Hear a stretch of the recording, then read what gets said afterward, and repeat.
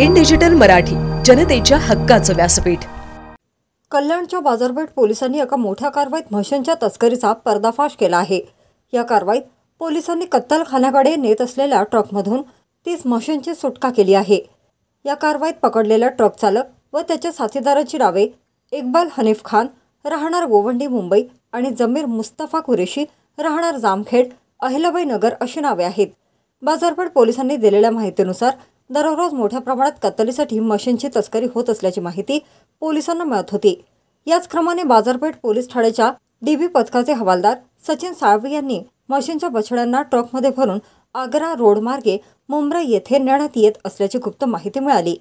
ही माहिती न मिळताच पोलीस स्टेशन प्रभारी सुरेश सिंग गौर यांच्या आदेशावरून एपीआय नवनाथ रूपवते, सचिन साळवी, प्रेम बागुल, परमेश्वर बाविस्कर, रवी भालेराव, हवालदार घुगे, अरुण गंधले यांच्या पथकाने सोमवारी लाल चौकी संकुलात सापळा रचला।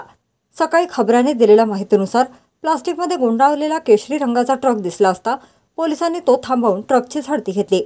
ट्रकमध्ये 30 म्हशी आणि वासरे आढळून आली। त्यांची किंमत 18,17,000 रुपये असल्याचे सांगण्यात आले आहे। चालकाकडे चौकशी केली असता त्याने जनावरे जामखेड येथून अहिल्याबाई नगर, अहमदनगर येथे आणल्याचे सांगितले। पोलिसांनी चालक आणि त्याच्या साथीदाराला अटक केली आहे।